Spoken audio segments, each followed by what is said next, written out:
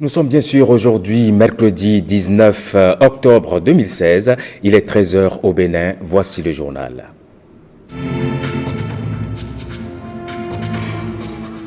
Le COS-LEPI rencontre les élus locaux de Cotonou. Son président a échangé avec eux sur le processus d'actualisation du fichier électoral.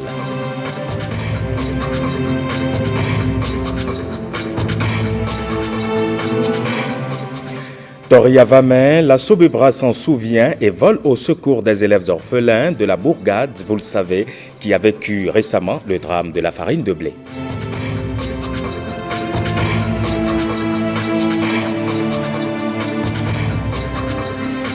Et puis, elle est de retour, la dictée est de retour à l'école. La réforme, elle est appliquée dans les écoles que notre équipe a sillonnées à Cotonou. En voilà pour le sommaire. Et avant de commencer ce journal, allons au palais de la Marina. Avant de présider la réunion hebdomadaire du Conseil des ministres ce mercredi, le chef de l'État a reçu à son cabinet une forte délégation du Conseil d'administration du Millennium Challenge Corporation. L'équipe conduite par la présidente du Conseil d'administration du MCC est allée exprimer au président de la République la volonté du gouvernement américain d'appuyer le Bénin dans sa réalisation du programme. Dana Hyde a exprimé sa satisfaction au sortir de l'audience. C'est sur des propos recueillis par Renaud Akakbo. Nous avons eu une discussion très fructueuse avec Monsieur le Président. Nous avons parlé du rôle vital que l'énergie joue dans la croissance d'un pays. Et le Président de la République partage tout à fait ses préoccupations. Et nous sommes très heureux, très impatients d'appuyer le Bénin dans ce sens. En effet, le Millennium Challenge Corporation, MCC, a approuvé pour le Bénin un deuxième compact. Et je dois vous dire ici que seulement la moitié des pays qui ont bénéficié du premier compact ont eu l'opportunité d'un deuxième compact. Et cela montre l'engagement du Bénin, cela montre que le Bénin a répondu aux critères qui sont plus stricts d'ailleurs, afin de bénéficier de ce compact. Et c'est pour cela que je suis fier d'être ici.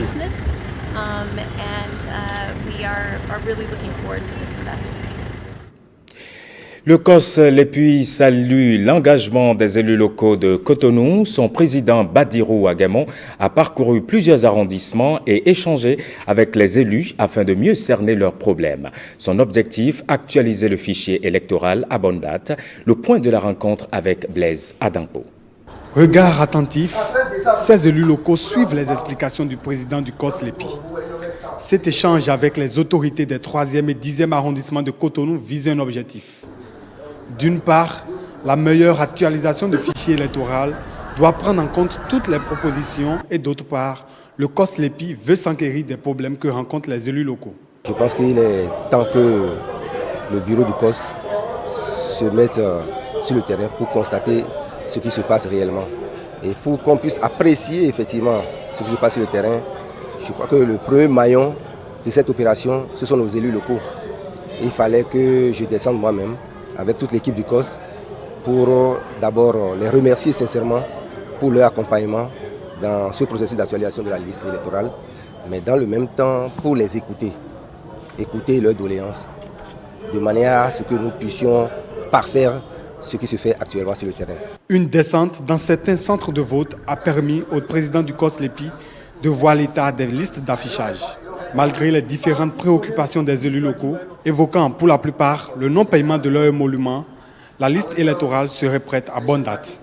J'ai entendu beaucoup de choses de la part des élus locaux et j'ai également vu leur accompagnement, leur engagement à ce que cette LEPI que nous sommes en train de mettre en place soit une réalité pour le 15 janvier 2017.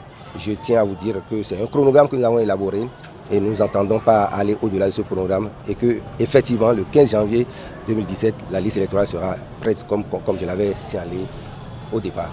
D'autres arrondissements de Cotonou vont recevoir dans les tout prochains jours la visite du président du COS-LEPI. Ouverture ce matin des ateliers de formation des lauréats du concours bourse Ghislaine Dupont et Claude Verlon. Les travaux sont conduits par deux expertes de l'Académie française Médiamonde. Le directeur général de l'ORTB est allé présenter ses félicitations aux lauréats. Écoutons un extrait de la cérémonie officielle du lancement des travaux. Cécile Ondé, Mathieu Sokeno. 20 personnes qui vont participer à une masterclass. C'est une formation très intensive pour apprendre ensemble, techniciens et journalistes, ce beau métier de radio. Vous savez que Ghislaine Dupont et Claude Verlon, c'était des gens qui adoraient leur métier. C'était des gens qui faisaient ce métier depuis déjà très longtemps, qui avaient voyagé dans toutes les parties, alors d'Afrique ils connaissaient par cœur, mais ils connaissaient aussi bien d'autres parties du monde. Et c'est pour honorer leur mémoire que cette bourse a été créée, pour donner envie aux jeunes journalistes et aux jeunes techniciens d'Afrique de suivre la voie que Ghislaine et Claude avaient tracée. Si vous êtes ici, c'est qu'on vous a trouvé un minimum de qualité.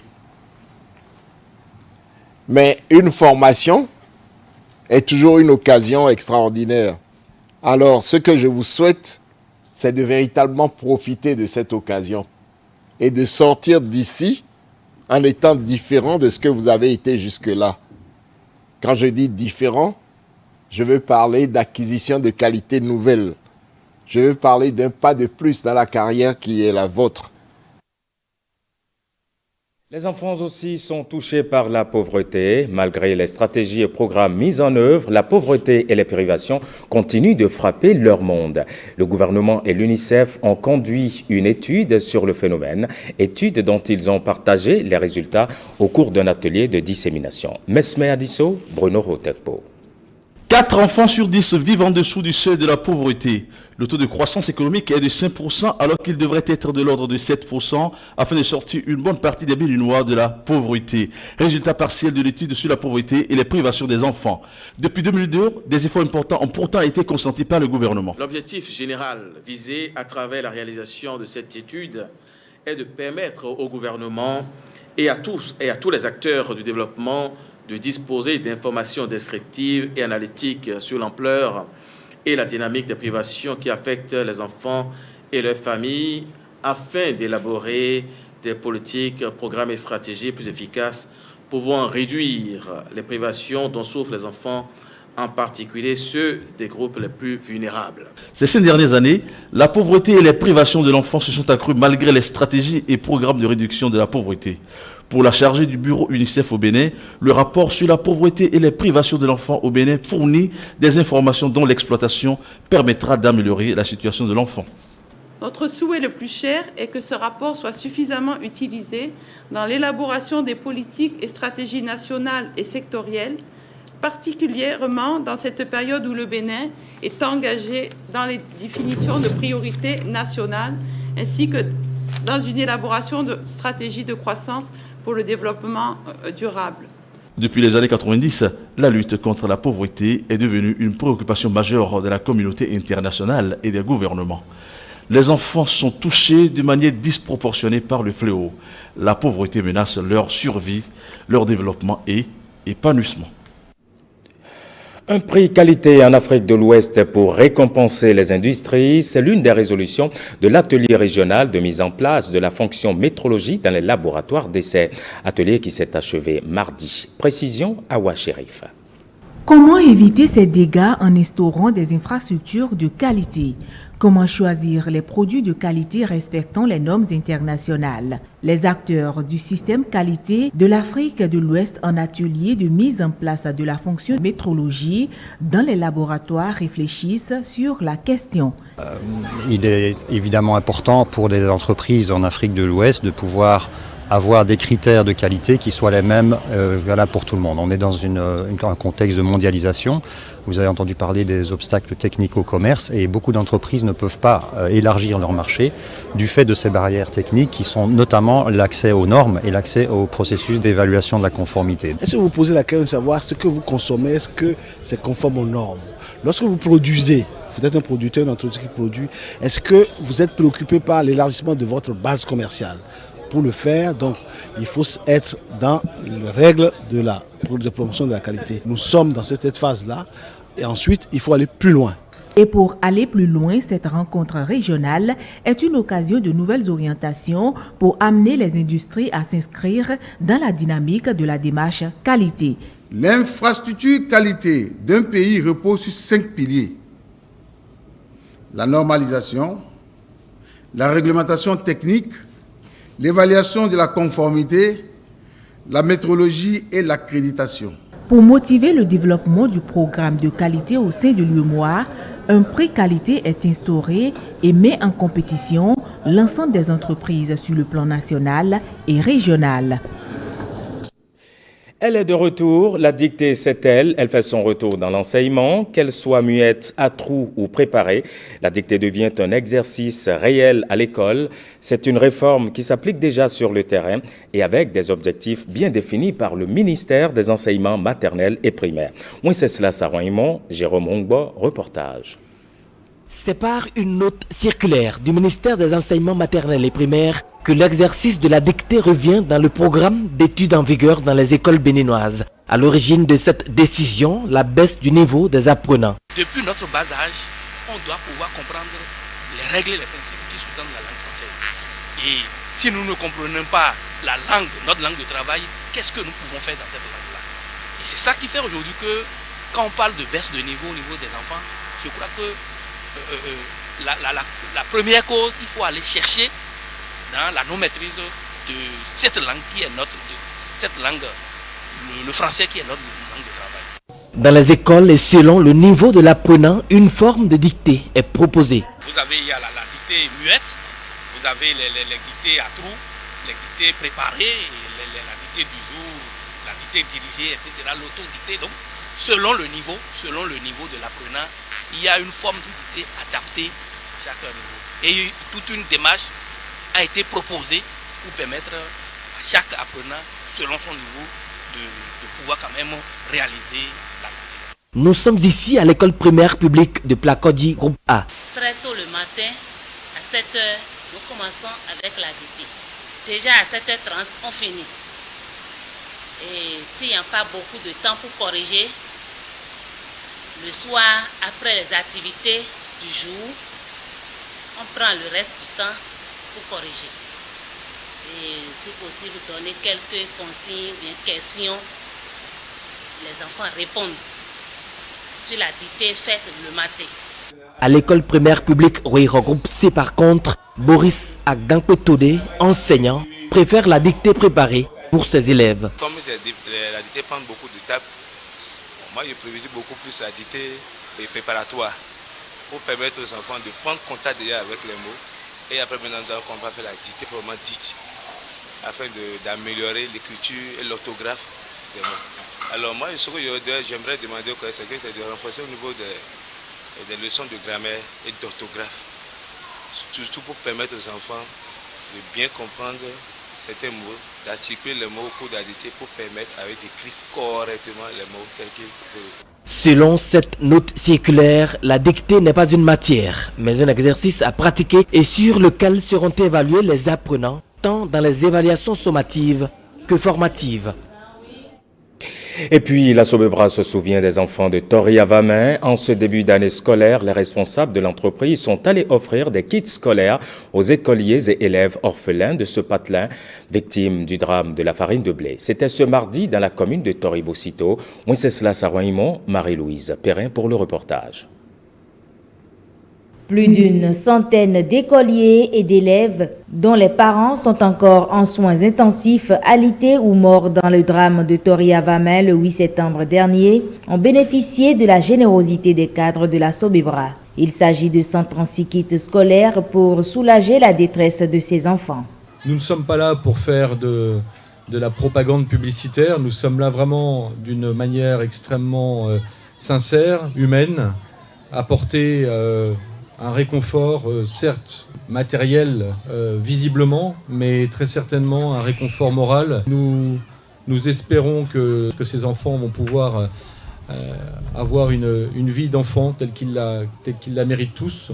L'événement de ce jour Plus qu'un geste de compassion, est un acte qui restera gravé dans la mémoire de ces enfants. De bonne volonté se sont déjà manifestés.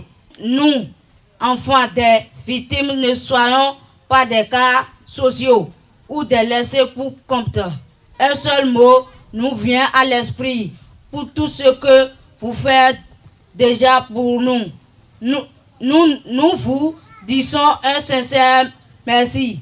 Vous avez certainement vu les difficultés de ces parents victimes du drame, surtout en ce temps de difficultés financières, et vous avez pensé à l'avenir de leurs enfants. C'est certainement pour cela que vous êtes venus avec plein de cadeaux, plein de kits, pour demander à ces enfants des victimes de ne pas lâcher prise, de garder confiance et de savoir que l'éducation est la première, sinon le premier pont du développement. Pour les responsables de la Sobebra, cette action humanitaire ne sera pas la dernière. De Tori, rendons-nous dans le Septentrion. Situation critique à l'unité de dialyse du centre hospitalier universitaire départemental du Borgou. Les malades d'insuffisance rénale à la phase terminale n'ont plus gain de cause. Depuis quelques semaines maintenant, les traitements ne sont plus possibles dans ce centre et pour cause, le matériel technique est défaillant. Kolaole, Boniface Biaou pour le point. Souffrant d'une insuffisance rénale en phase finale, ces patients dans la partie septentrionale du Bénin ne bénéficient plus de soins depuis quelques semaines. Le désarroi est total en leur sein. Sincèrement, aujourd'hui, là, nous sommes dans des difficultés. On n'a pas le matériel, même les médicaments, on n'en trouve pas. Cette situation est due à la vétusté et à la défaillance des appareils. Les générateurs qui tombent régulièrement en panne, ça tombe régulièrement en panne et comme vous venez de le constater, le maintenancier qui est en train de travailler actuellement là, depuis plus de deux semaines, les malades n'ont pas été dialysés. Donc c'est un problème pour nous. Des techniciens tentent de les récupérer temporairement pour secourir les malades. La tentative n'est pas certaine. Les appareils ne répondent pas. Face à la situation, le médecin spécialiste a le cœur gros. Un médecin qui est souvent avec des malades chroniques, vous devenez, c'est une famille. Si c'est des cas aigus, une fois vous les trouvez et vous les laissez, c'est autre. Mais quand vous constituez déjà une famille, ils sont les membres de votre famille. Et ils reflètent votre connaissance, votre compétence. Et quand si c'est à cause des appareils, des générateurs, et qu'on n'arrive pas à leur prodiguer les soins qu'il faut, je pense que c'est un peu difficile pour nous-mêmes de voir nos malades souffrir. Les bras, toutefois, ne sont pas baissés. Les actions sont entreprises pour venir au secours de ces malades qui ne demandent qu'un peu d'effort pour survivre. Des partenaires allemands sont annoncés pour les prochains jours. Assistance aux victimes des affrontements de Séméret, les élus parlementaires de la Donga apportent leur soutien aux blessés qui sont évacués à l'hôpital de l'Ordre de Malte de Djougou. L'objectif est double, réconforter les malades et les inviter au calme. Suivez ici un extrait des propos du député Wallis Zoumarou et de son collègue Ahmed Tidjani Afo. C'est sur des propos recueillis par Abdoulofou Idrissou et Ousmane Baparapé. Je crois qu'il y en a au total 9. Et pour apporter le moral, le soutien, je suis élu par eux. Il ne peut leur arriver un fait aussi grave sans que je ne me meuve et sans que je ne bouge. Je suis venu pour le soutenir et leur dire que par la grâce de Dieu, ce qui leur est arrivé, ça va, ils vont en guérir.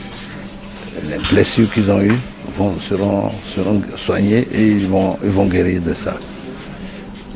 Je leur ai demandé aussi de se calmer et que là où on est arrivé, c'est vraiment, ce n'était pas souhaité, c'est pas souhaitable. Et que moi je fais confiance au pouvoir en place pour se saisir de ce dossier et le régler correctement. Parce que effectivement, c'est impensable que des faits comme ça arrivent. On se s'est réunis à Cotonou, on m'a délégué de venir voir les parents, que la justice est là pour juger. Donc, je suis entretenu avec eux. Donc, je suis également venu voir les blessés qui sont au niveau de l'hôpital de Djougou. Ils sont en nombre de 9 personnes. Il y a aussi 5 morts qui sont déjà au niveau de Mok à Nantitengou. Comment aider la famille béninoise à recouvrer son identité? Le sujet préoccupe les responsables de l'Église catholique. Ils ont organisé à cet effet un congrès de partage et d'enseignement biblique. Famille béninoise, ne te laisse pas bafouer sur ta propre terre. C'est le thème de cette première édition. L'ouverture des travaux a eu lieu ce lundi à Cotonou. Cécile Roundé et Patrice Benou. La crise que traversent de nos jours les familles suscite des réflexions chez ces chrétiens de l'Église catholique. C'est d'ailleurs ce qui est à l'origine de cette rencontre de partage et d'échange entre ces couples chrétiens. Durant 7 jours, ce peuple de Dieu va de nouveau à la découverte de l'Évangile sur les comportements conjugaux, gage d'une vie commune, paisible et harmonieuse. C'est un congrès qui sera formation et information.